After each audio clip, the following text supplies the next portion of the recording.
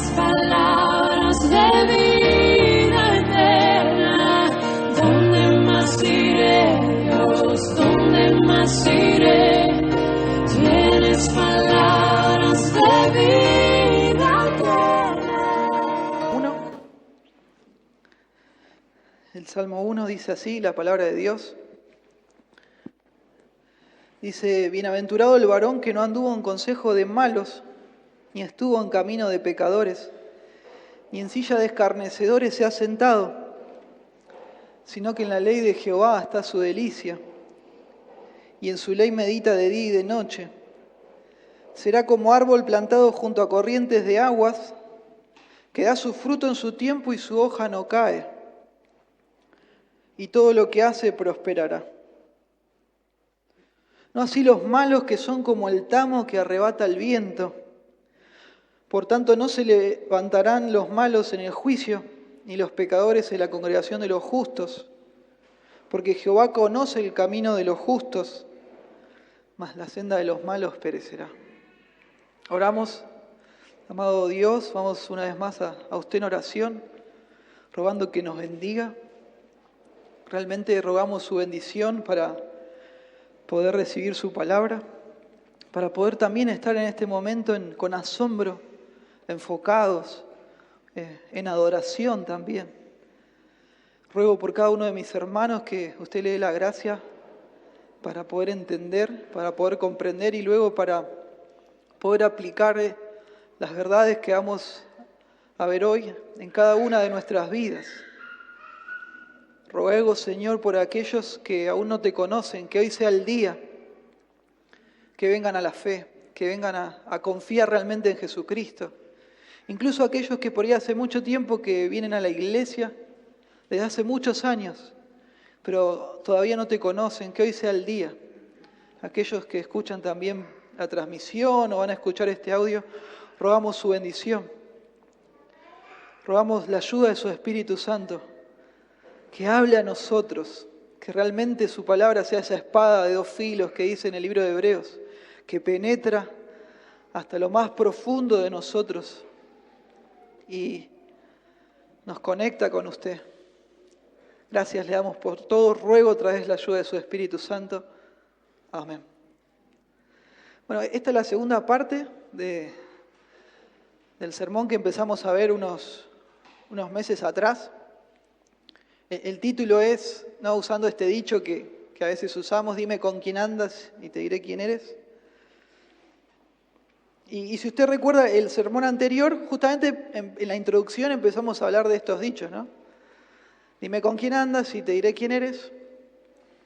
O el que mal anda, mal acaba, ¿no? Y pensamos en esa introducción sobre las personas que no se manejan bien, ¿no? Y que uno sabe que es muy probable que terminen mal, ¿no? Y cuando terminan mal, bueno, uno ya se lo veía venir. Se lo veía venir. Pero a veces no pasa así, ¿no? A veces no pasa así. O por lo menos así pareciera. Pareciera que les va súper bien. Hay personas que por ahí hacen maldades, actúan mal, hacen trampa, toman atajos y como solemos decir nosotros, pareciera que la vida les sonríe. Y seguramente todos luchamos alguna vez con el sentimiento de injusticia, ¿no? Sentir por cómo terminó la cosa, o cómo la cosa va yendo, o cómo está saliendo, ¿no? ¿Quién es recompensado? ¿Quién es castigado? Bueno, algo no nos cierra.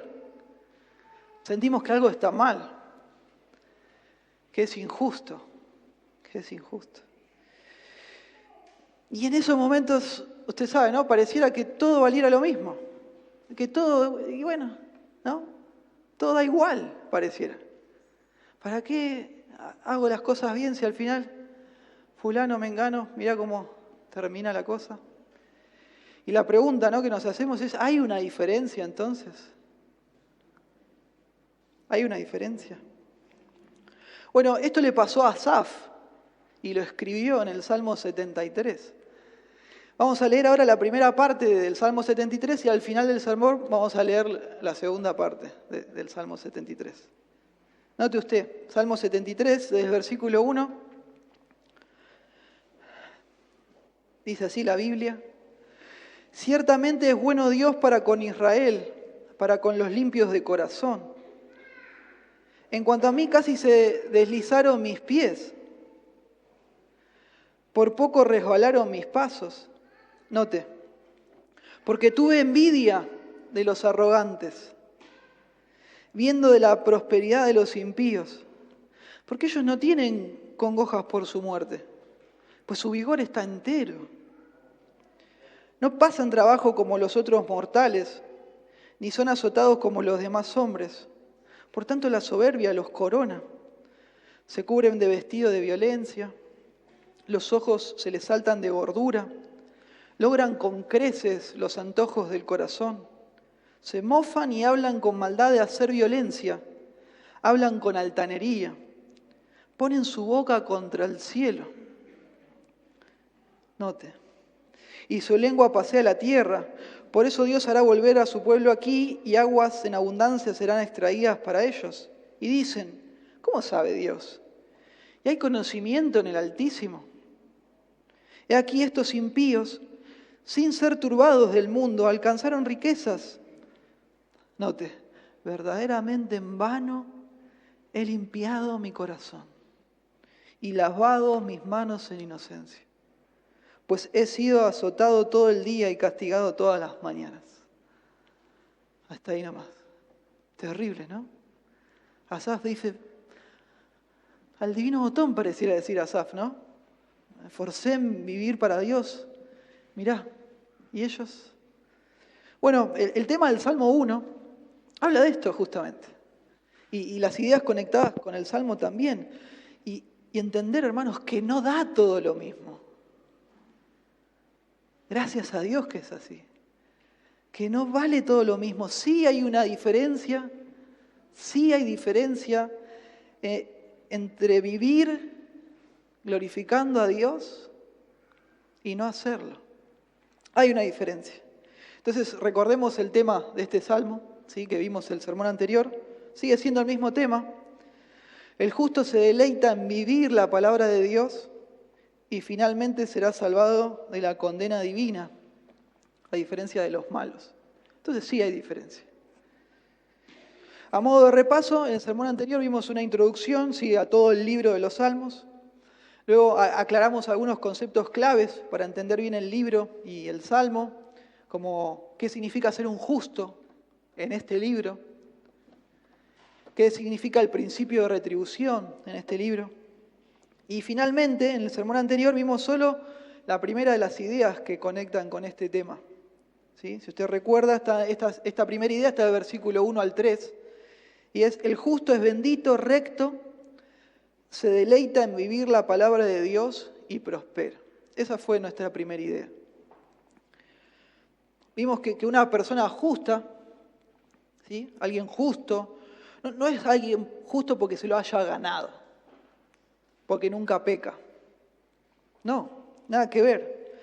Sino que en el libro de los Salmos se le llama justo a una persona que está en un pacto con Dios, que está en pacto con el Señor. Gracias a la iniciativa de Dios. Y este pacto se basa en la fe, en la confianza.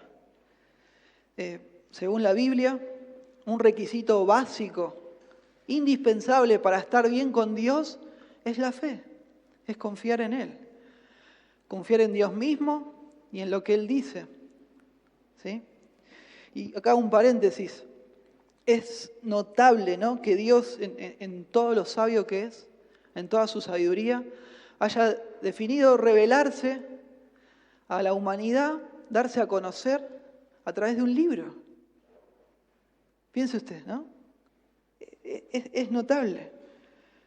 Podría haberlo hecho de un montón de maneras distintas. A través de una película, a través de un video, a través de una obra de teatro, a través del boca en boca, ¿no? Pero no, nuestro Dios decidió hacerlo en un libro, quiso hacerlo así y podemos pensar en lo permanente, ¿no? Que es un libro, en lo indeleble. Cerramos ese paréntesis. También vimos que este justo, que es salvado por la gracia de Dios, puesto en un pacto con Él por pura gracia, no se amolda a las ideas, a las ideologías, a las filosofías de las personas. No. Él no maneja su vida ni toma las decisiones de su vida como lo hacen las personas de este mundo. No, al contrario, ¿no? Sabemos que no es así, lo vimos. Y no vive en una compañía íntima, ¿sí? Tomando sus consejos, sus hábitos, con personas que no aman a Dios de verdad. No va en esos caminos. Tampoco se vincula con, ¿se acuerdan esa palabra rara que vimos, escarnecedores? Que eran estas personas que ni les interesaba a Dios y que no tenían ningún problema con arruinar la fe y el testimonio de los demás justos. No, un justo hace todo lo contrario. Se maneja, tiene su centro, su guía, su disfrute en Dios, en lo que Dios dice. Y el justo vive leyendo, vive estudiando y exponiéndose a la Biblia, ¿sí? De una forma tal que ya la tiene como internalizada. La tiene internalizada. Está grabada en su corazón, en su mente, en sus pensamientos. Y vimos que esto es así, de tal forma que produce fruto evidente, evidencias claras. Vive obedeciendo a Dios habitualmente en su vida. Y esto, obedecerlo habitualmente, es el éxito total para el justo. Vimos que el Salmo 1 compara al justo, ¿se acuerdan? Con la figura de un árbol verde plantado junto a corrientes de agua. Es alguien feliz. Eso es lo que significa bienaventurado, feliz, dichoso. Es una persona radiante, llena de vida y que siempre da fruto, no todo el tiempo, sino en el tiempo esperable, cuando se espera que lo dé. De acuerdo a la época, de acuerdo a la especie. Y hoy vamos a ver, habiendo hecho este repaso, ¿no? Que el foco se saca del justo y por un momento se pone en los malos y al final luego termina hablando del fin de los justos y de los malos. ¿Sí? Hoy vamos a ver que no da todo lo mismo, no da lo mismo vivir para Dios y no hacerlo. Y vamos a ver las dos ideas que nos restaban. ¿Está bien? La primera de estas, la segunda, mejor dicho, la primera la vimos en el sermón anterior, la tenemos en el versículo 4 y 5. Note. Dice, no así los malos, que son como el tamo que arrebata el viento. Por tanto, no se levantarán los malos en el juicio, ni los pecadores en la congregación de los justos. Entonces, la otra idea que tenemos es que los malos, tristemente, no producen nada de valor para Dios y no tienen futuro con Él. Ya en el versículo 4 vemos un contraste fuerte, muy marcado con lo que se venía diciendo, ¿no? Dice, no así los malos, es muy marcado. Y esto está puesto a propósito, para que genere un efecto en nosotros de impacto. Yo la primera vez cuando empecé a estudiar este salmo, no sé usted, yo lo leí así rapidito, pero no es la idea. No está puesto así, ¿no? Está puesto para que nos impacte y nos haga pensar. Es como que se viene describiendo con lujo de detalles al justo, ¿sí? ¿Qué lo caracteriza? ¿Cómo vive? ¿No? Feliz, lleno de vida, conectado con Dios. El justo está lejos en su corazón de la compañía y los hábitos de las personas que no les interesa el Señor y su pueblo. Es alguien próspero, productivo, lleno de fruto, lleno de vida, y venimos leyendo y de repente así, ¡pum!, ¿no? No así los malos, no así los malos. Es como, bueno, los malos nada que ver, es la idea que se nos quiere transmitir. Nada que ver, es lo opuesto, es lo opuesto. Entonces se saca el foco del justo y se pone en el malo de esta forma, ¿no? Para llamar nuestra atención. ¿Y qué es un malo? ¿No? En el contexto de este libro, del libro de los Salmos, y más precisamente en este Salmo 1, es alguien que no está en un pacto con Dios. Es esa la definición. Alguien que no está en un pacto con Dios. Es alguien ajeno a Dios. Ajeno al pueblo de Dios también. Alguien que no vive para el Señor. Alguien que no tiene en cuenta a Dios ni lo que Él dice.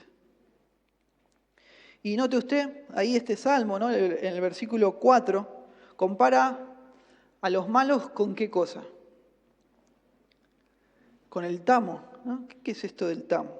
Bueno, el tamo es la cáscara del grano del trigo, ¿sí? En aquellos tiempos, ¿sí? El trigo cosechado se trituraba y luego se tiraba al aire, ¿sí? Con un aventador. Era como un pinche, ¿sí? Que agarramos. Y se hacía en un lugar con viento. Este lugar con viento se llama era, sin H, ¿sí? Era. Y esto se hacía para que la cáscara, así el tamo, que es livianito, se vuele y el grano del trigo, que es más pesado, cayera. Y de esta forma uno hacía así para que se separara. ¿Sí? Es como una paja el tamo. Y nos hace pensar, ¿no? En que es algo totalmente innecesario. Por eso se separa el trigo. Esto es notable, esta figura, ¿no? Nos muestra dos cosas. El tamo no tiene valor, no vale, no es lo que se busca, no es lo que se desea. ¿Qué es lo que se desea? El trigo, ¿no? El grano. El tamo no vale la pena, no tiene sentido. Qué terrible que la vida de uno no tenga sentido, no valga la pena. Que uno pase por esta vida, como se dice, sin pena y sin gloria. Qué terrible, qué terrible. ¿Sí? Y bueno, así dice la Biblia que vive el malo. El que no tiene un pacto con Dios. Vive lejos de Dios. Tristemente, vive para sí mismo. De una forma egoísta. ¿Sí? Vive para su pecado. Vive de forma vana. Quizás algunos en los excesos, como pueden ser el alcohol, las drogas, el sexo ilícito. Otros viven buscando llenarse de los placeres de este mundo. ¿Sí? Algunos quizás nobles, esos placeres. Algunos quizás sanos, ¿sí? Como puede ser la familia, como puede ser el deporte, el ejercicio, las relaciones personales, la comida, el trabajo, el dinero, casas, autos, ropa, viajes, vacaciones, y viven enfocados en eso y no en Dios. En el entretenimiento también. Entonces le pido por favor que usted pueda tener bien presente que si usted no está en un pacto con Dios, por más que las cosas que hace, que sean buenas para usted entre comillas y buenas para las personas que a usted lo rodean, que usted pueda pensar que en realidad son cosas malas. Porque si esto no nace de Dios y no tiene el objetivo de glorificar a Dios, Dios dice que no tienen valor, que no valen la pena. ¿Por qué? Porque este es el mundo de Dios. No es su mundo, no es mi mundo. Usted no puede vivir para quien se le antoje vivir. Dios manda a que vivamos por Él y para Él. Amén.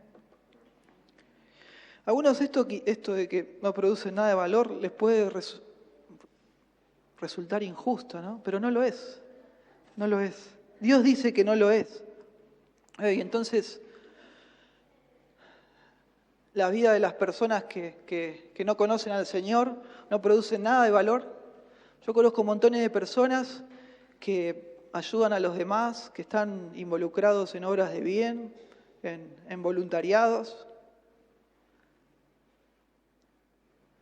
Incluso conozco otras personas que están 100% enfocados, dedicados a mejorar la calidad de vida de las personas que están en su comunidad, en la sociedad.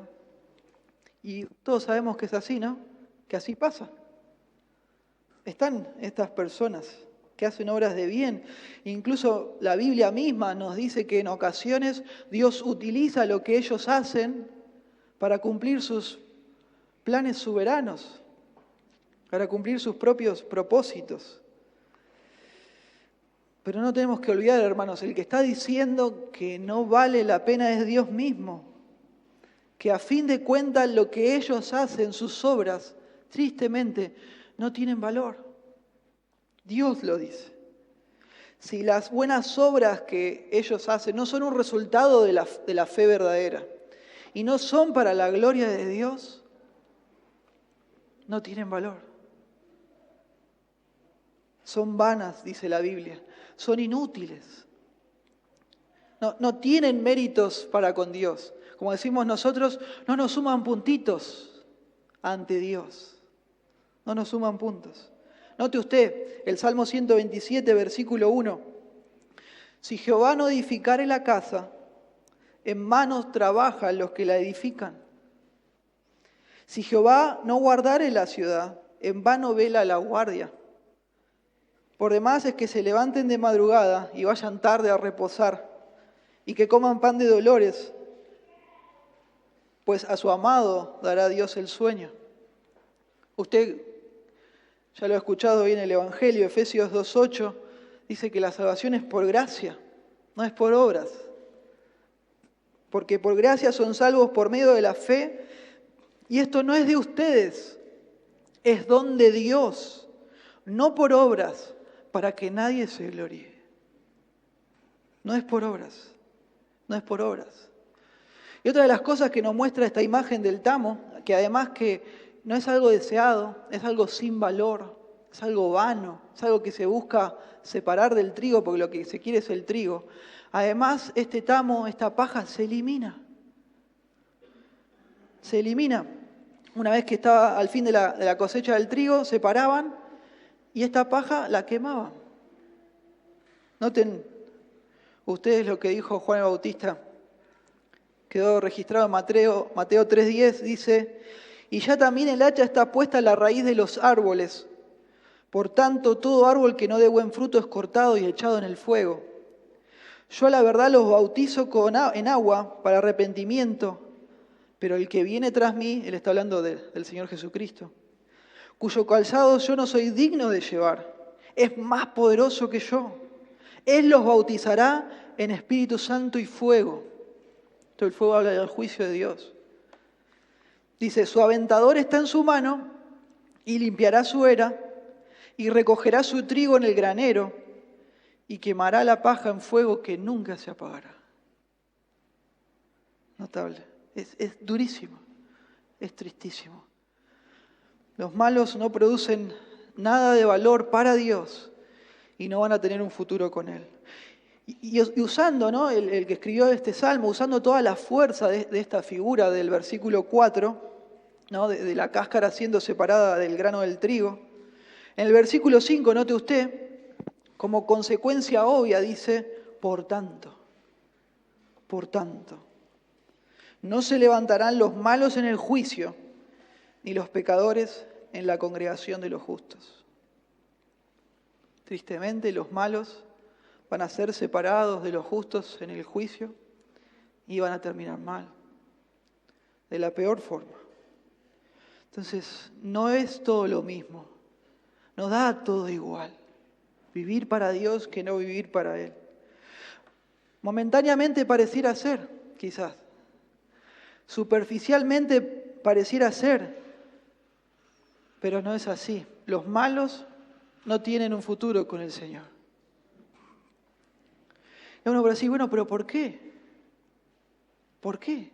Bueno, porque el malo no es justo. Por eso, sí, sencillamente por eso. Porque el malo no es justo en los términos de Dios. El malo no tiene un pacto con Dios, como los justos por gracia tenemos. El malo no es alguien leal a Dios ni a su pueblo. No está en una relación de pacto con Dios por medio de la fe. No desea agradar a Dios. No le nace. Es indiferente. No obedece al Señor. O sea, no es la prioridad suya. No tiene un interés real en la santidad práctica. Note usted Hebreos 12:14, ¿no? El malo no va a sobrevivir al juicio. Fíjese usted, Hebreos 12:14 dice, sigan la paz con todos y la santidad, sin la cual nadie verá al Señor.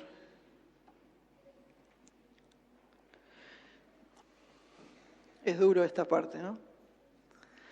Y nos viene súper bien recordar de nuevo, ¿sí?, que Dios nos llama justos a los que estamos en un pacto con Él, porque Él nos eligió a nosotros y Él nos hizo justos. Como dijimos antes, ¿no? No lo elegimos nosotros a Él. Si usted conoce al Señor, hermano, hermana, es porque el Señor lo hizo posible. Fue porque Él quiso. Usted no transformó su propia vida. Yo no puedo autoponerme en conexión con Dios. Yo no puedo autotransformar mi vida. Es imposible. El Señor lo hace. Y cuando me pone en conexión con Él, vivo para Él y doy fruto. Pero solo porque Él tomó la iniciativa. Note usted en Tito, no lo tiene anotado ahí en la fotocopia, si quiere anótelo. Tito capítulo 2, versículo 11. Precioso. Esta semana hablábamos con algunos hermanos de este texto. Dice, porque la gracia de Dios se ha manifestado para salvación a todos los hombres, enseñándonos que renunciando a la impiedad y a los deseos mundanos, vivamos en este siglo sobria, justa y piadosamente, aguardando la esperanza bienaventurada y la manifestación gloriosa de nuestro gran Dios y Salvador Jesucristo, quien se dio a sí mismo por nosotros para redimirnos de toda iniquidad, esto es rescatarnos de todo pecado, y purificar para sí un pueblo propio, celoso de buenas obras. Precioso. Todo por la gracia de Dios. Todo por la gracia del Señor. Entonces, si hay alguno que por ahí quiere enorgullecerse o creerse de que es justo porque, bueno, él se encargó de hacer el pacto con Dios, está re equivocado. Es solo por la gracia del Señor. Y Él nos salva del juicio, pero condena al malo en el juicio. Y es curioso, usted note, lea ahí su Biblia, no dice qué juicio es. Dice juicio, ¿no? No lo dice. Tristemente no lo dice. Bueno, no sé si tristemente, por ahí para los que tenemos que interpretar, nos complica un poco más la tarea. Pero no dice, ¿sí? Y hay varias ideas y opiniones acerca de qué juicio se está refiriendo. La palabra esta para juicio en hebreo es mishpat, y usted va a leer en toda la Biblia y se usa para cualquier tipo de juicio. Cualquier tipo de juicio. Uno quizás en una primera leída, ¿no?, rapidito tiende a pensar en el juicio final, quizás, ¿no? Donde ya leímos que la paja, ¿no?, va a ser separada del trigo y se va a quemar, se va a eliminar. Pero note usted que el que escribió el Salmo pudo haber estado pensando en otro juicio, no en el final. Pudo haber estado pensando, haber tenido en mente otra cosa. ¿Sí? Quizás un juicio más inmediato en alguna situación que él vivió y vio a Dios juzgando.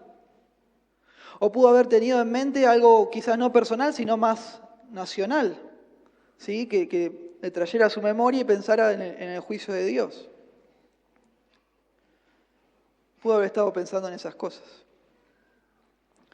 Por otro lado, es notable, ¿sí?, que obviamente el que escribió este salmo sabe que el justo sufre también en esta vida, ¿no? Sufre igual que el malo. Sufre enfermedades, sufre plagas, se muere de la misma forma que muere el malo en guerras, en catástrofes. Igual, de la misma forma que el malo. Hay iglesias, ¿no?, Hay personas que dicen, no, si usted está con el Señor, a usted no le va a pasar nada, no sé, nada que ver. La Biblia enseña directamente lo contrario, ¿no? Y más allá de que la Biblia lo enseñe, que es lo principal, usted lo sabe, ¿no? Usted ve cristianos sufrir, enfermarse y hasta morir de la misma forma que las personas que no son cristianas. Entonces, bueno, ¿qué juicio, Isaías?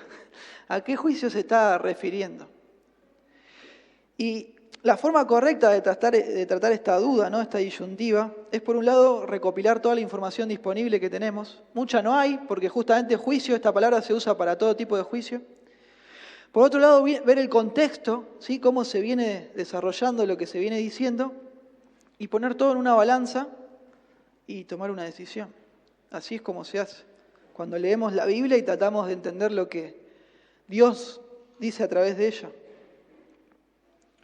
Entonces, pensando en esto, ¿no? El contexto, de acuerdo al contexto, note usted, es notable que el Salmo habla de una separación bien marcada entre justos y malos, entre lo que le pasa a los justos y a los malos. Es algo bien marcado. ¿Sí? No es algo que le suele pasar tanto a uno como al otro, ¿no? Habla de algo bien distinto. Entonces, por esta razón, yo me inclino a pensar que está hablando del juicio final. Del juicio final. ¿Sí? El juicio al final de los tiempos, donde los justos van a estar a salvo con Dios para siempre en gloria. Pero los malos no. Los malos en ese juicio se van a perder para siempre, tristemente y de la peor forma. Note usted Apocalipsis 20, versículo 11.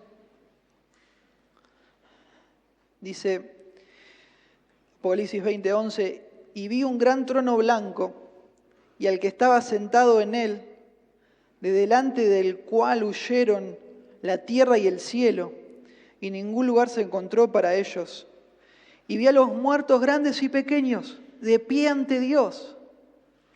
Y los libros fueron abiertos, y otro libro fue abierto, el cual es el libro de la vida. Y fueron juzgados los muertos por las cosas que estaban escritas en los libros, según sus obras. Y el mar entregó los muertos que había en él, y la muerte y el Hades entregaron los muertos que había en ellos, y fueron juzgados cada uno según sus obras. Y la muerte y el Hades fueron lanzados al lago de fuego. Esta es la muerte segunda. Y el que no se halló escrito en el libro de la vida fue lanzado al lago de fuego.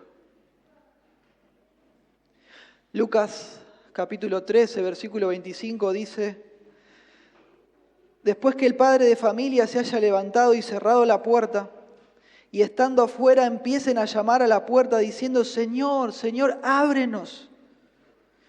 Él respondiendo les dirá: no sé de dónde son. Entonces comenzarán a decir: delante de ti hemos comido y bebido y en nuestras plazas enseñaste. Pero les dirá: les digo que no sé de dónde son. Apártense de mí todos ustedes, hacedores de maldad. Allí será el llanto y el crujir de dientes, cuando vean a Abraham, a Isaac, a Jacob y a todos los profetas en el reino de Dios, y ustedes estén excluidos. Durísimo, durísimo el tema de hoy, las ideas de hoy.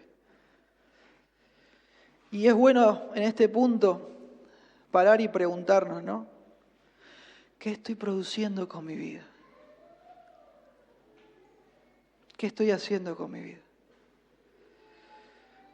Lo que hago, cómo vivo.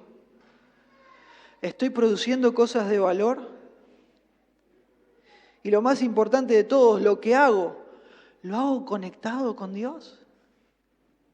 Ahí está la clave, ahí está el punto. Lo que hago, ¿lo hago conectado con el Señor? Por favor, piense, ¿doy fruto para la gloria de Dios?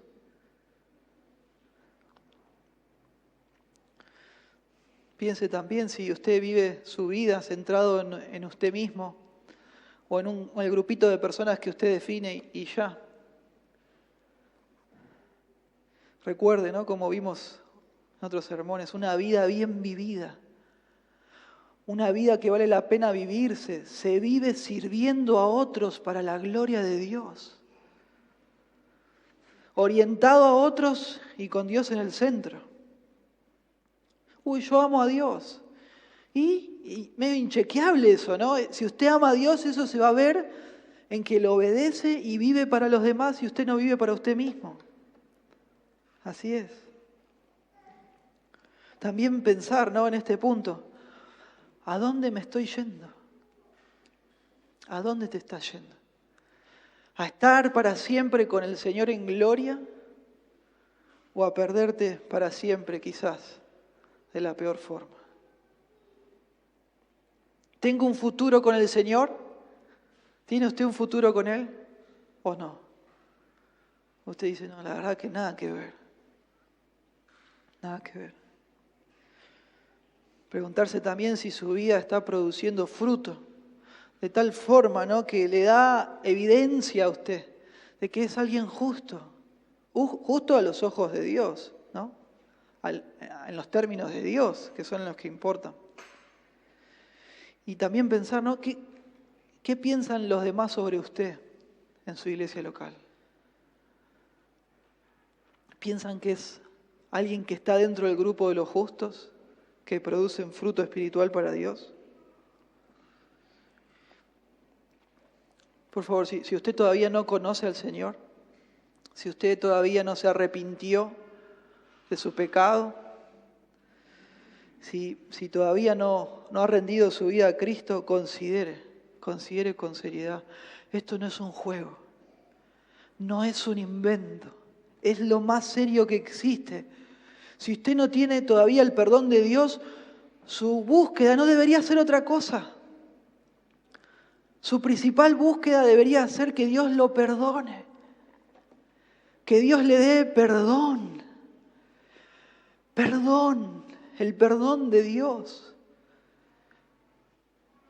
Eso debería ser su principal búsqueda, ¿no? Tener un pacto con el Señor, estar en pacto con Él por medio de la fe. Entonces le ruego de todo corazón, reconcíliese con Cristo. Reconcíliese con Cristo. Reconcíliese con Dios por medio de Cristo, ¿no? Y como escuchamos al principio de la reunión del Evangelio, el Evangelio es el único que puede hacer eso por usted, ponerlo en paz con Dios. El Evangelio. Dios sacrificó a su Hijo para que usted pueda ser perdonado. Imagínese si usted pudiera ir al cielo portándose bien. No funciona así. ¿Para qué Dios hubiera sacrificado a su Hijo si esa hubiera sido una alternativa? No es una alternativa, es a través de la muerte y crucifixión, resurrección del Hijo de Dios.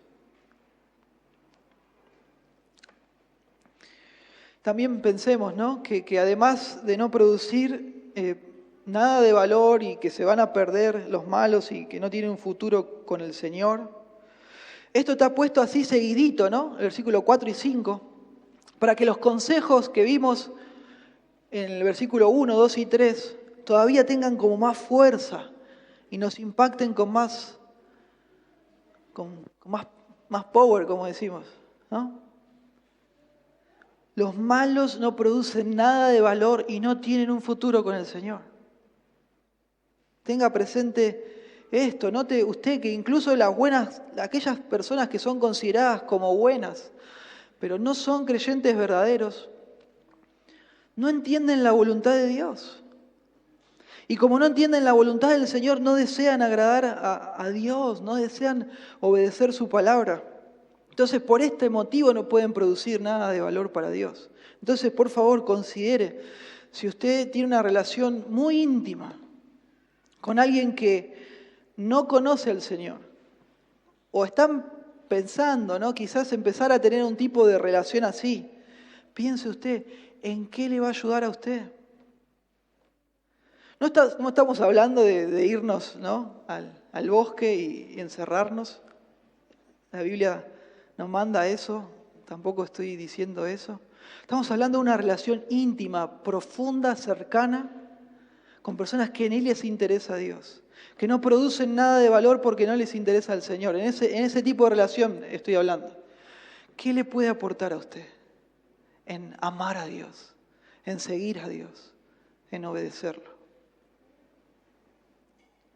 ¿Le va a ayudar a usted a obedecer la voluntad de Dios? Claramente que no. Entonces le pido que lo considere.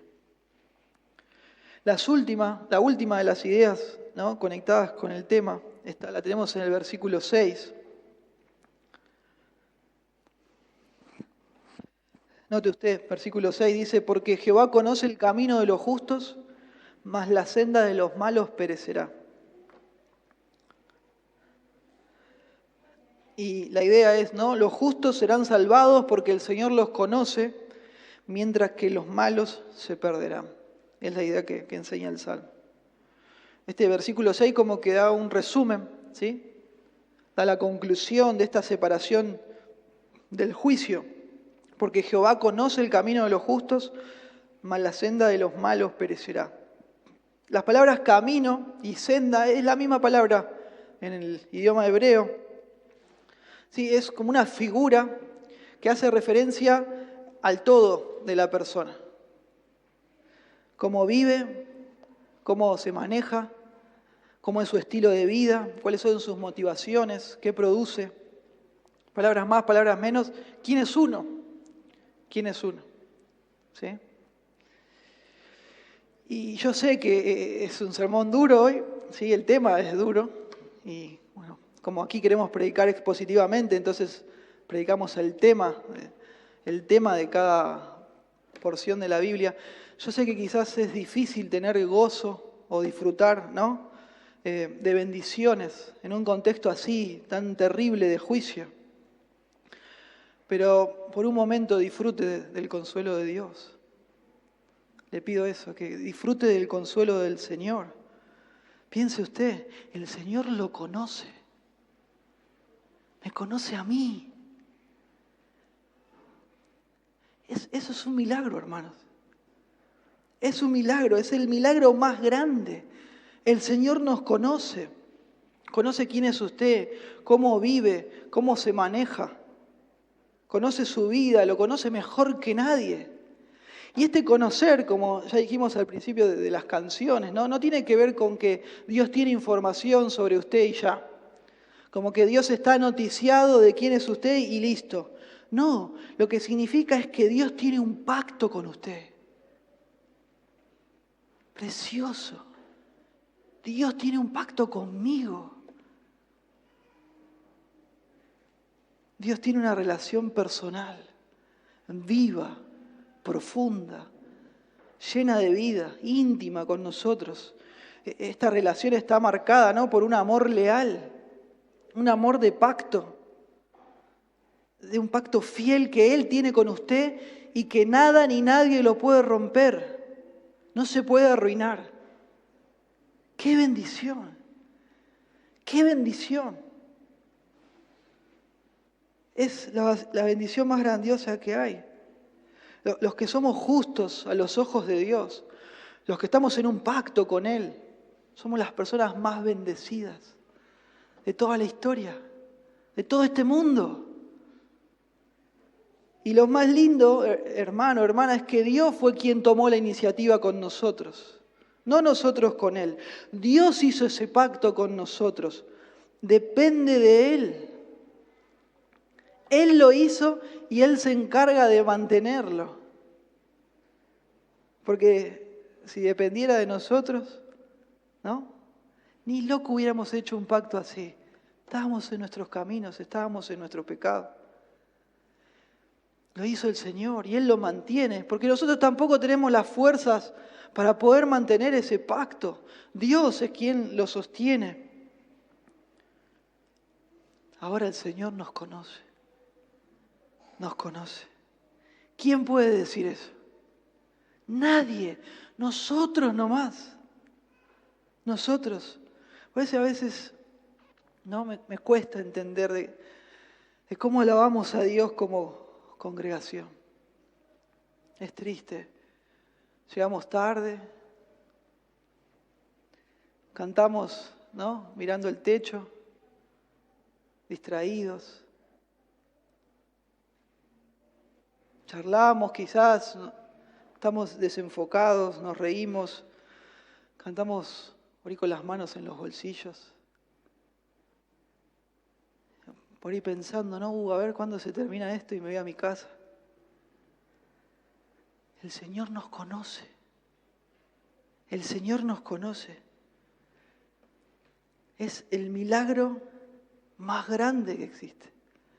Y pensemos en esto cuando alabamos a Dios, cuando se predica la palabra, el Evangelio, y en cada momento, ¿no?, que vivimos con el Señor, de pensar, ¿no?, en que este lugar nosotros deberíamos arder de amor por Dios, de temor, de gratitud, de asombro, por sobre todas las cosas de asombro. Es realmente asombroso que Dios tenga un pacto conmigo, que Dios tenga un pacto con usted. Es asombroso, es el milagro más grande de todos. Dios tiene un pacto con nosotros, estamos en un pacto con Dios. Y alguno podrá decir, bueno, ¿y qué tiene de tanto eso, no? ¿Qué tan positivo es? Mira, yo veo que vos no tenés un peso, estás alquilando, te cuesta llegar a fin de mes, ¿no? Tu esposa está enferma, te robaron el auto, X cosa, ¿no? Lo que sea. ¿Qué tanto, qué tan positivo es que Dios te conozca? ¿De qué te sirve? Bueno, vos los ves así porque el Señor no te conoce a vos, me conoce a mí. Y por su gracia puedo ver las cosas como en realidad son. A mí me conoce.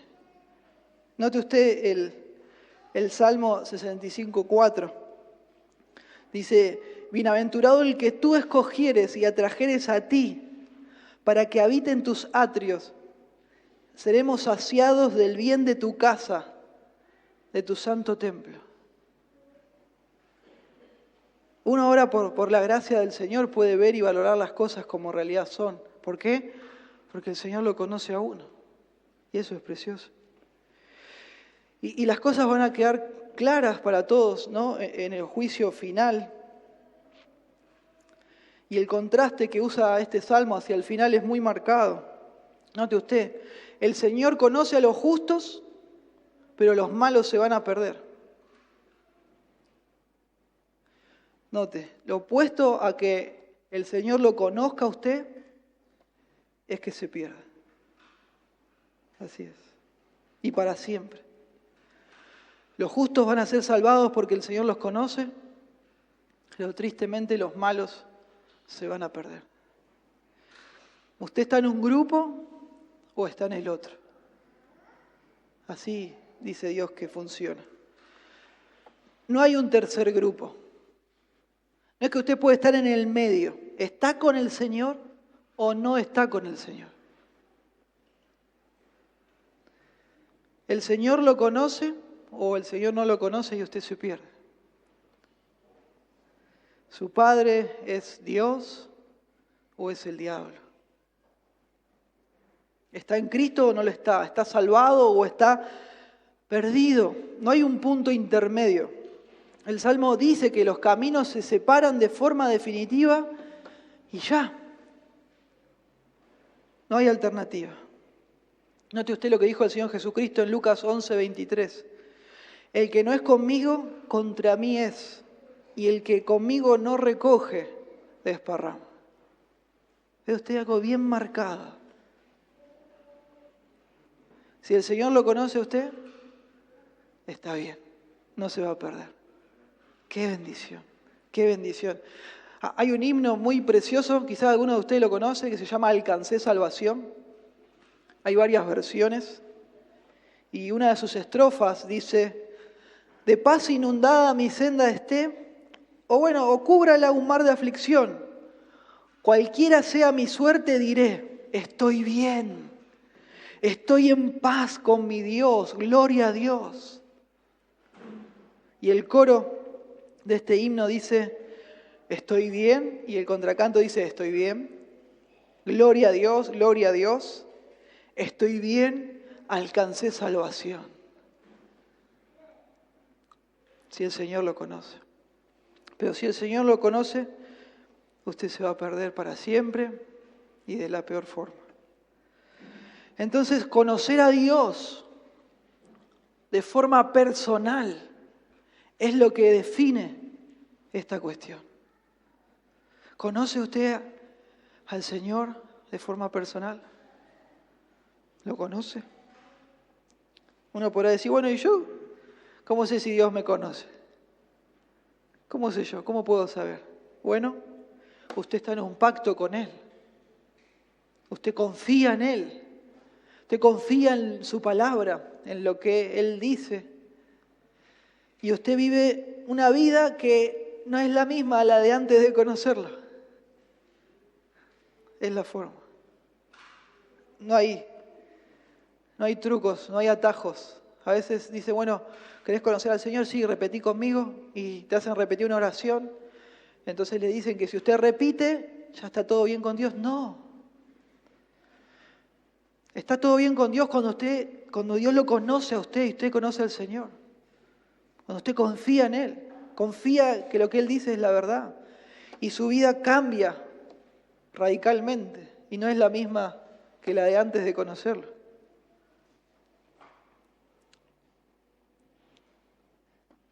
Hay un predicador que dice, ¿no? Muchos dicen, Dios me salvó, y siguen viviendo en su pecado igual que antes, sin ningún cambio. Y el predicador dice, bueno, yo me pregunto, ¿Dios lo salvó de qué cosa? Si del pecado, ¿no? Es que vino a salvarnos el Señor. Note usted, Mateo 7:16, dice, por sus frutos los conocerán. ¿Acaso se recogen uva de los espinos o higos de los abrojos? ¿No? Traído a Argentina. ¿Acaso vamos al manzanero a buscar bananas? No. Manzanero queda. Manzano queda. Manzanero, inventé una palabra. Manzana, ¿no? Por más que el manzano haga fuerza y quiera sacar una banana, ¿qué va a sacar? Una manzana. Así todo árbol da buenos frutos, pero el árbol malo da frutos malos. No puede el buen árbol dar malos frutos, ni el árbol malo dar frutos buenos. Todo árbol que no da buen fruto es cortado y echado en el fuego, así que por sus frutos los conocerán. Note usted, versículo 21. No todo el que me dice Señor, Señor, entrará en el reino de los cielos, sino ¿quién? El que hace la voluntad de mi Padre que está en los cielos. Muchos me dirán en aquel día, Señor, Señor, ¿no profetizamos en tu nombre? Y en tu nombre echamos fuera demonios, y en tu nombre hicimos muchos milagros. Y entonces les declararé, nunca los conocí. Apártense de mí, hacedores de maldad. Y no es que el Señor no sabe quiénes son estas personas, sabe bien quiénes son estas personas.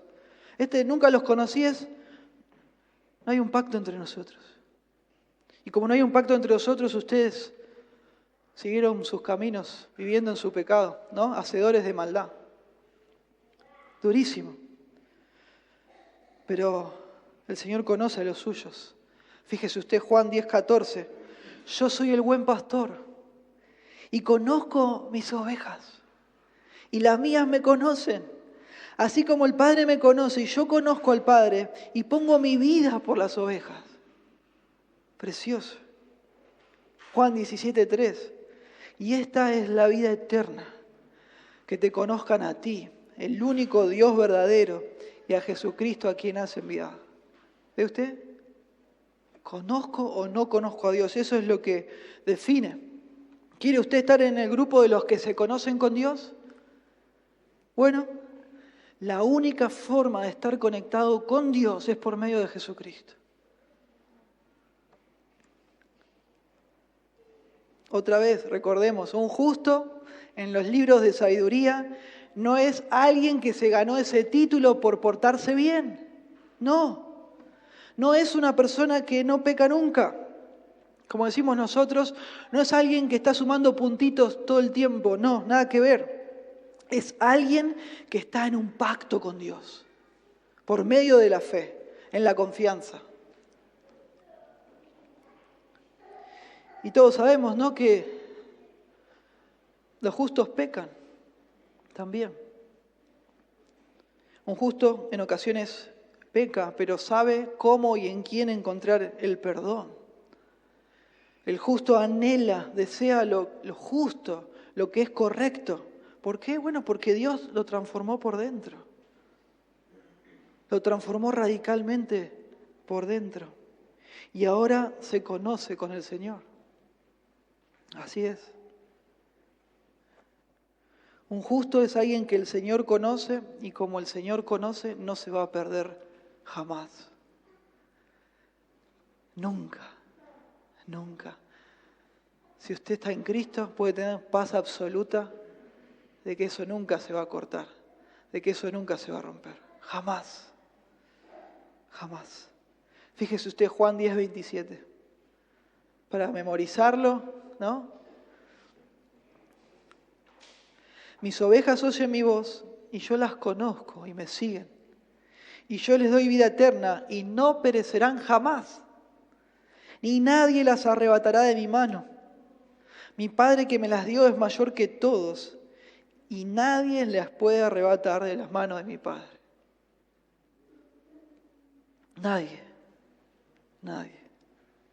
Entonces, tristemente, los malos se van a perder para siempre. Pero el Señor conoce a los justos y los va a preservar en el juicio. El justo se deleita en vivir la palabra de Dios, produce cosas de valor y finalmente va a ser salvado de la condena divina, a diferencia de los malos. Entonces no da todo igual, no da todo lo mismo. Ahora veamos algunas aplicaciones finales para ir terminando.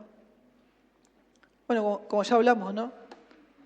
Tristemente, si usted no está en un pacto con el Señor, si usted no está en un pacto con Dios, basado en la fe, en la confianza, usted está tristemente en el grupo de los malos.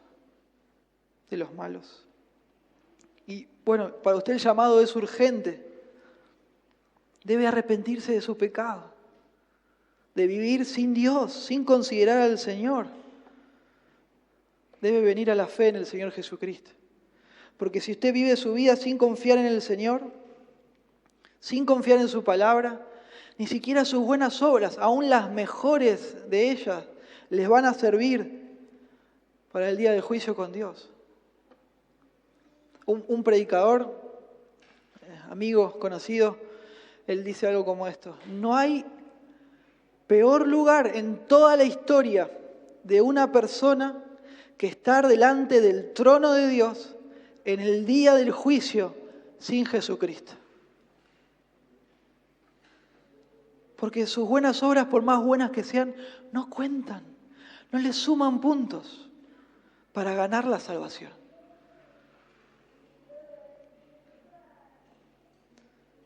Si esta es su situación, tristemente no va a sobrevivir al juicio final.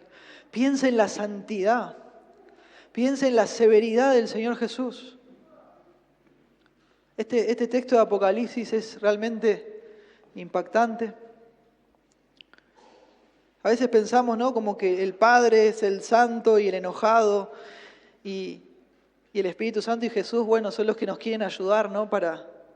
No, nuestro pecado no fue solo contra el Padre, fue contra Dios. La santidad de Dios está en juego y los tres son iguales, son coiguales, Padre, Hijo y Espíritu Santo. Nada más que tienen diferentes roles, pero en esencia son lo mismo. Nuestro pecado fue contra Él. Y Él vino a morir para perdonarnos, pero si uno rechaza ese sacrificio, está perdido, está perdido. Piense en la severidad del Señor Jesucristo. La Biblia dice que sus ojos son como llamas de fuego. Fíjese usted Apocalipsis 19:11. Entonces vi el cielo abierto y aquí un caballo blanco. Y el que lo montaba se llamaba Fiel y Verdadero, y con justicia juzga y pelea. Sus ojos eran como llamas de fuego, y había en su cabeza muchas diademas y tenía un nombre escrito que ninguno conocía sino él mismo. Estaba vestido de una ropa teñida en sangre, y su nombre es el Verbo de Dios. y los ejércitos celestiales vestidos de lino finísimo, blanco y limpio le seguían en caballos blancos. De su boca sale una espada aguda para herir con ella a las naciones, y él las regirá con barra de hierro, y él pisará el lagar del vino, del furor y de la ira del Dios Todopoderoso. Y en su vestidura y en su muslo tiene escrito este nombre: Rey de Reyes y Señor de Señores. Él es el Señor. Él es el Señor. Y mi oración para usted, mi pedido, es que hoy usted venga al Señor, si no lo ha hecho, por las buenas, por las buenas. Que hoy Él pueda ser su Salvador personal. Porque si no es así, tristemente usted va a conocer a Dios por las malas. Ya no como Salvador, sino como juez. Como juez. Y nadie se puede ni siquiera imaginar lo terrible que va a ser eso. Fíjese usted, Hebreos 10:31, dice que horrenda cosa es caer en manos del Dios vivo.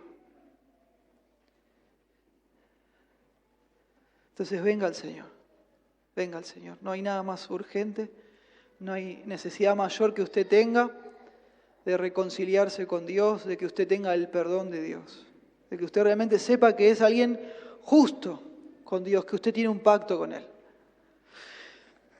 Para los que estamos en un pacto con el Señor, que este salmo llama a los justos, una aplicación, hermano, debería ser pasar tiempo de calidad meditando en la palabra de Dios, leyéndola, estudiándola, siendo expuesto a la predicación, a los estudios bíblicos, para que nos impacte eso en nuestras vidas y vivamos vidas distintas, vidas transformadas, vidas productivas para el Señor, lo más posible al máximo.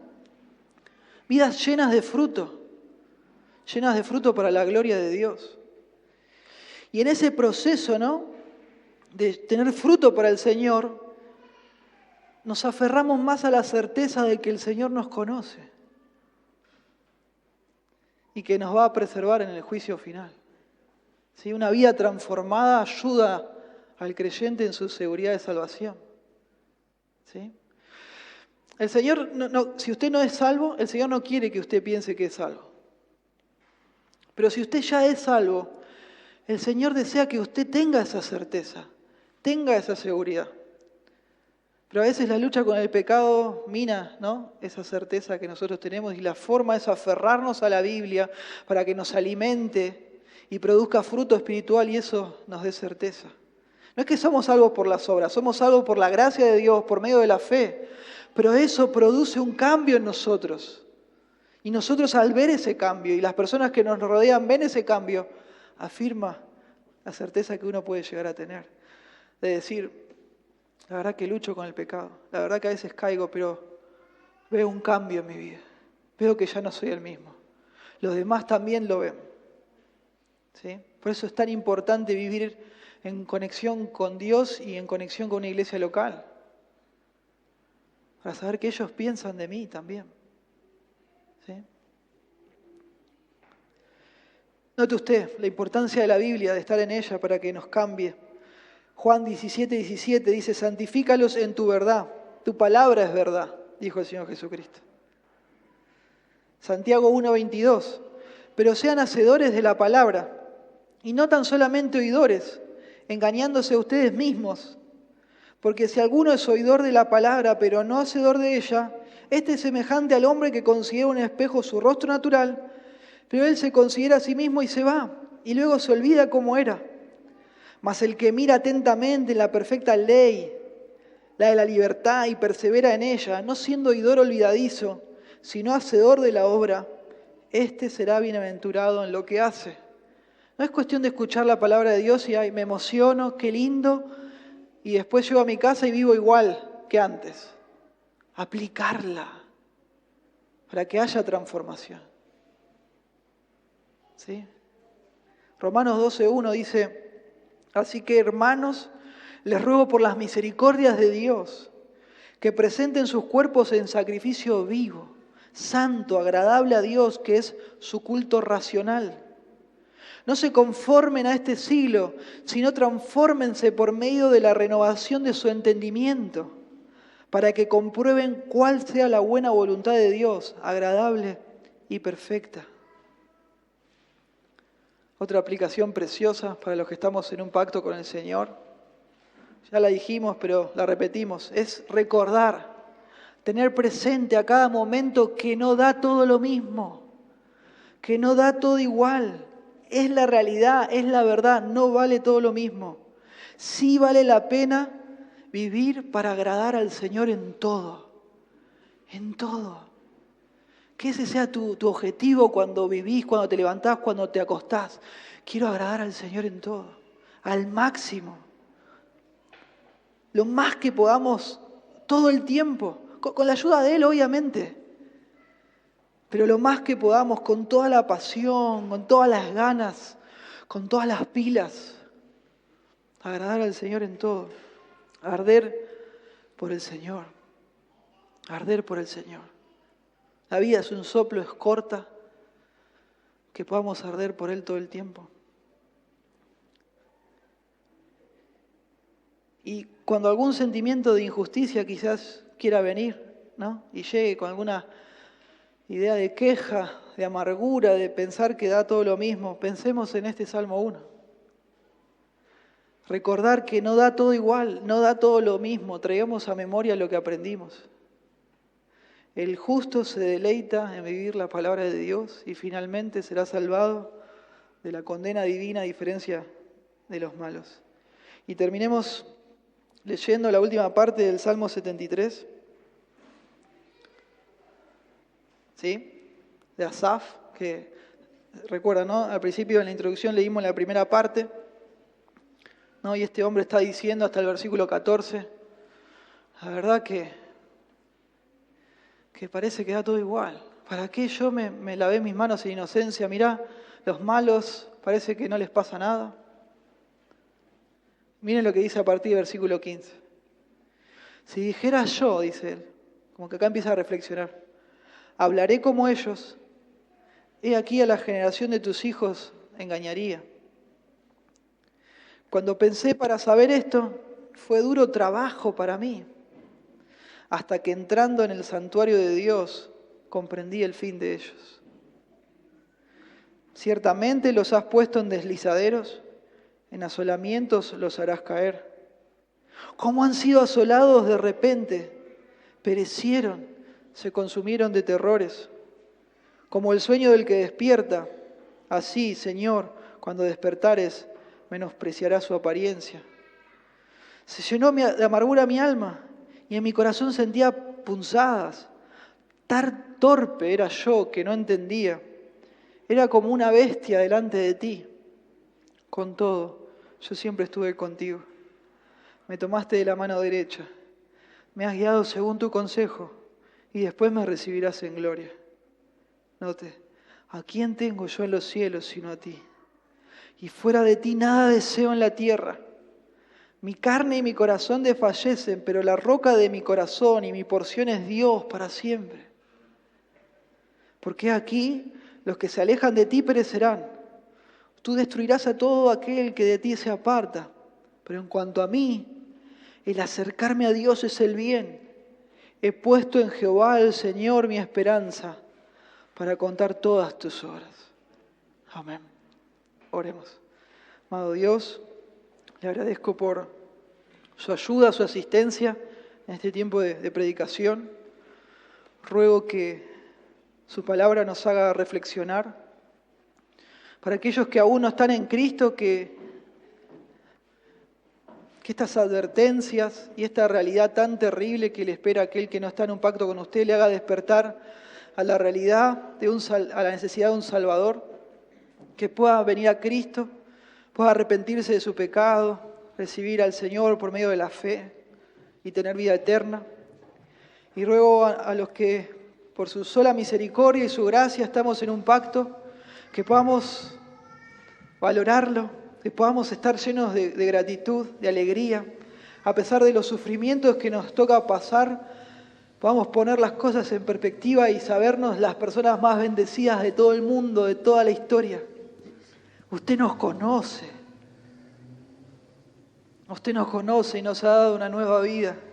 Qué bendición enorme y gloriosa, y que entendiendo eso podamos vivir vidas productivas para su gloria, viviendo orientado en los demás, en bendecirles, en edificarles, en renunciar a nosotros mismos para vivir para los demás, para producir en ellos un bien espiritual, para que conozcan más de usted y crezcan.